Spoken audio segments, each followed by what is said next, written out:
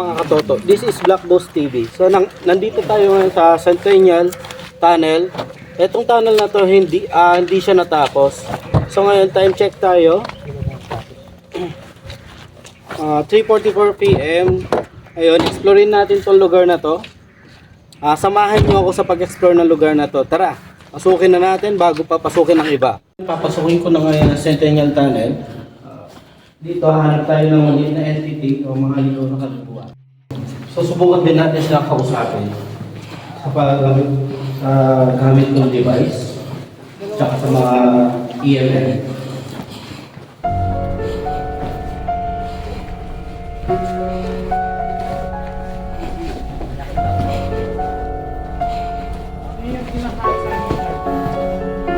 Mag-iingat tayo dito kasi sabi na dito sa gitna.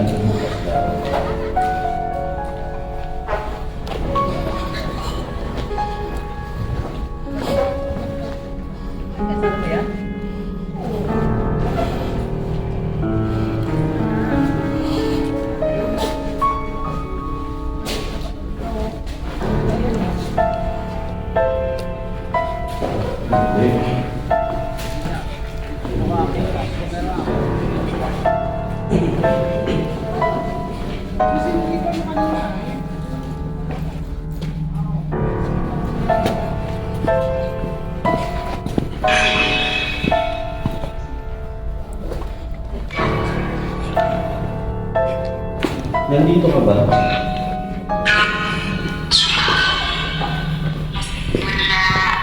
Wala? Ilan kayo dito?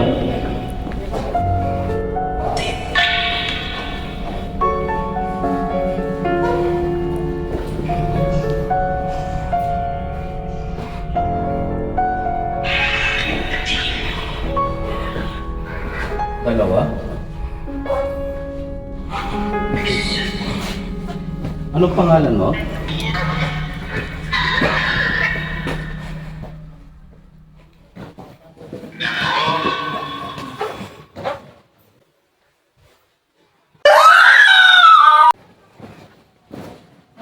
Ano tayo sa ano? Lalalim na daan.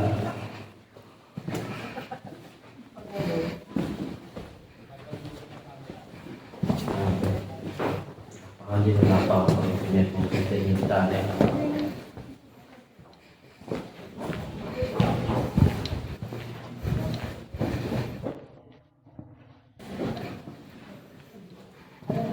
Ipip.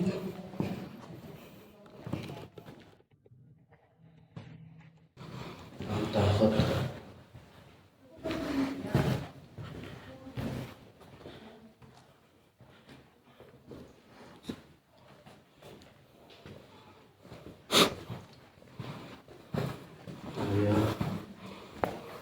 Ito yung pinagkukaya ng lugar. Hindi na natapos. Meron pa siya hanggang dulo. So, ingat na lang tayo sa paglipat.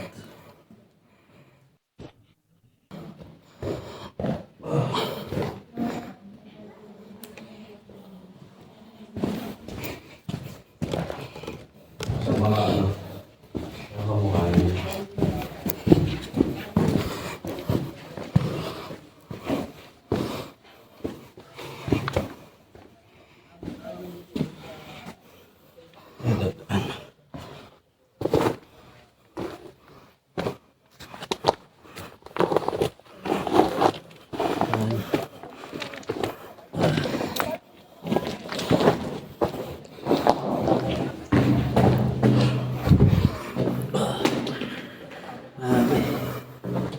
Hirap ng daanan na yun.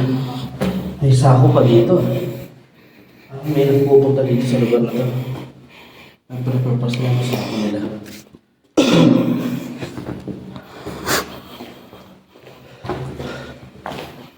Bigat ng papabigat yung ano. Ito.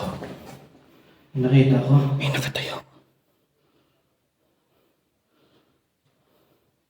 Kita mo? Nandun sa taas. Wala na siya. Dito pala may sumalubong na.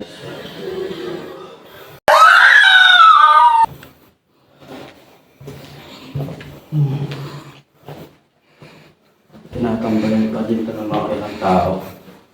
Ayun, may pinag-inuman ng sitro.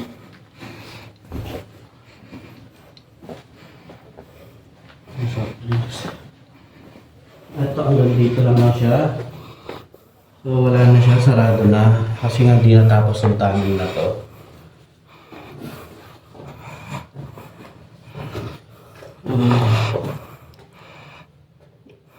Subukan natin gumamit ng device na yan.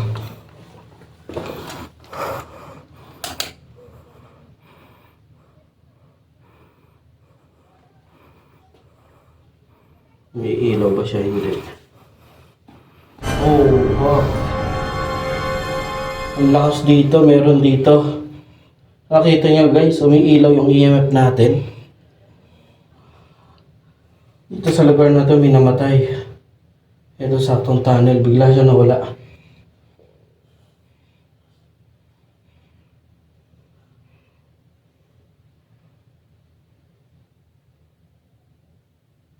Nawala na siya. Ano nandito? So siguro nabulabog.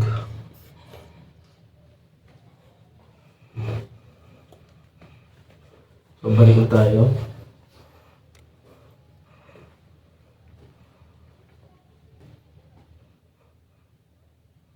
Ano yan? May narinig ako.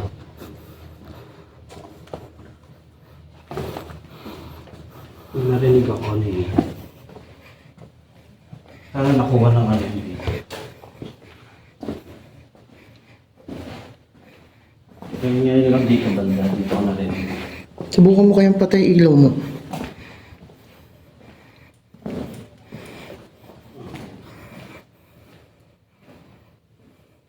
Tumatawa. Meron. Bata. Dito, dito. Tumatawa ng bata.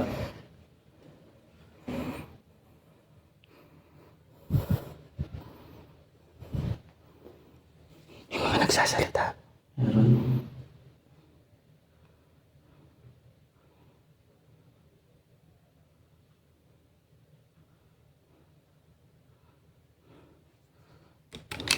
Subukan natin magpatay. Sige. Tayo may ilaw. Ganyan kadilim. Grabe yung dilim.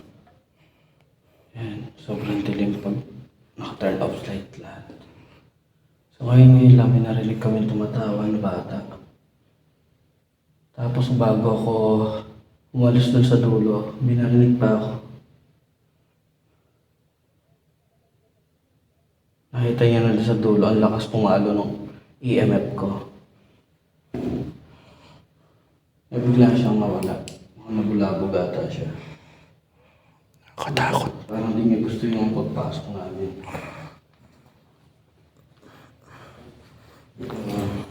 Tara. Ang bago ano sa ako. Dito siya nag-beso, ginawa kong hindi niya ka na.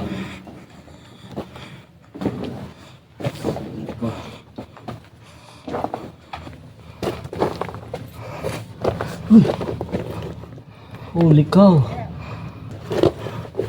Ah, ang lakas.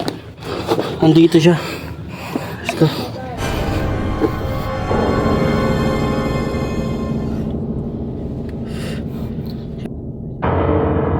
Nakasunod na sa amin. Nakita nyo? Pumalo yung EMF namin.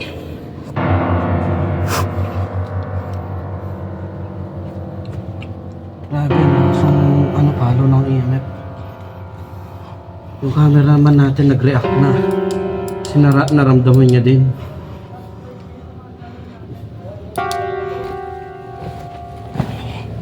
Tika na ako dun dumiretso. Wala akong tika.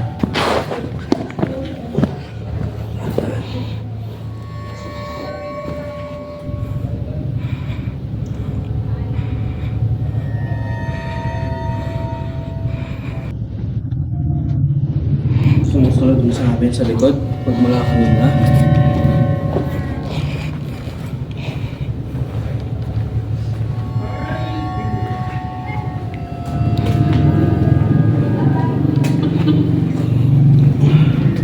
So hindi naman gaano tatagal dito.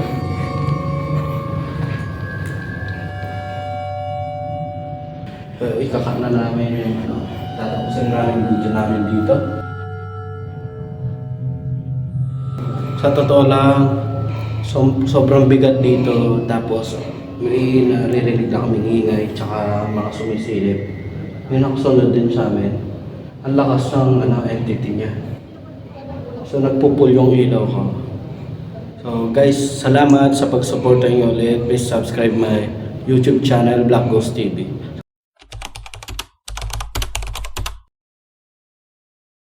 Ano yung story niyan sa sa Spanish?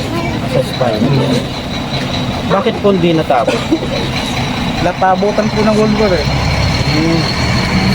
Ano ba yung tunnel na yan? Hanggang saan dapat po yung gawain yan?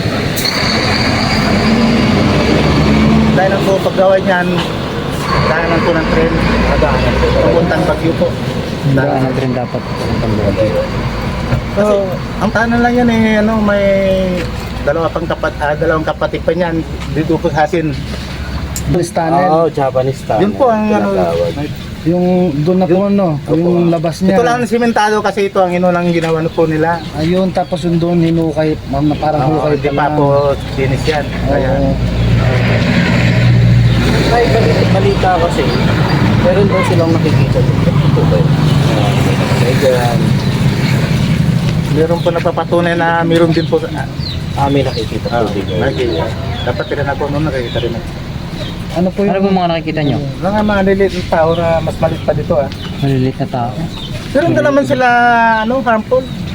Really naman po sila. Pero sabi na may mga sundalo daw po dyan nakikita dyan. Totoo po ba yun? Kasi po bangker yan ng hapon noon eh. Ano ba ito? Ginawa na po nilang bangker. Oo nga. Totoo din po ba yung sinasabi nila may nakikita daw po silang naglalakad dyan na kubot na ulo? Noon po mayroon. Noong bata po ako, mayroon talaga. Nakita ko po rin din. Based on experience nyo po, mga ano po yung mga nakikita nyo? Bata, Yung mga maliliit na nilalang po, at saka yung mga yung malaking parang pare na walang ulo. Pero hindi po harmful ang mga nandiyan. Hindi naman sila nagkakasakit. Kasi po kanina parang naramdaman namin na Wag lang parang na, may naghahatid halimbawa sa po. amin, ganyan. Halimbawa po makakita kayo ng mga malaking ahas, Wag niyo pong sasaktan. Babayaan lang isa, hindi naman siya magano. So totoo po na may ahas talaga dyan. Meron pero hindi totoong ahas.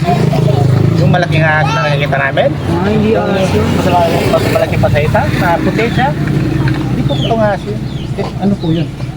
Yung mga ando doon. Hindi nyo, gano'n. Hindi naman maligno yan, anak. Parang kumbaga bantay po sa Bantay siya. Bantay. Ito ba, hindi ano yung bantay doon. Ayun ko, nakita ko nung bata ko. Hindi lang ligaw na kaluluwa yung nakikita dito pala sa Centennial Tunnel, pati din mga laman lupa. So grabe pala yung nararamdaman nila dito sa Centennial Tunnel. So ayan guys, narinig nyo na yung comment ni Sir Nestor. So totoo siya, meron talaga din sa loob. So ganun din yung naramdaman namin, meron talaga. Pero hindi siya sabi ko hindi sila hampor, hindi naman sila nakakatakot. Kung nagpaparandam sila, babayaw na lang. Ano po yung ma-advise nyo po sa amin guys? Basta kung magpunta po kayo doon, panatilin natin malinis ang tunnel. Huwag tayong maglilittering, ganun. Po natin, this is Black Ghost TV. Nakasama natin si Parang Normal. Si Mga Kalbo TV, tsaka si Investigator Jeff, tsaka si Tatay Nestor po. So salamat sa interview po namin ngayon dahil nakarinig kami po ng mga totoong sagot. Sir, kayo po yung dating caretaker doon. Opo.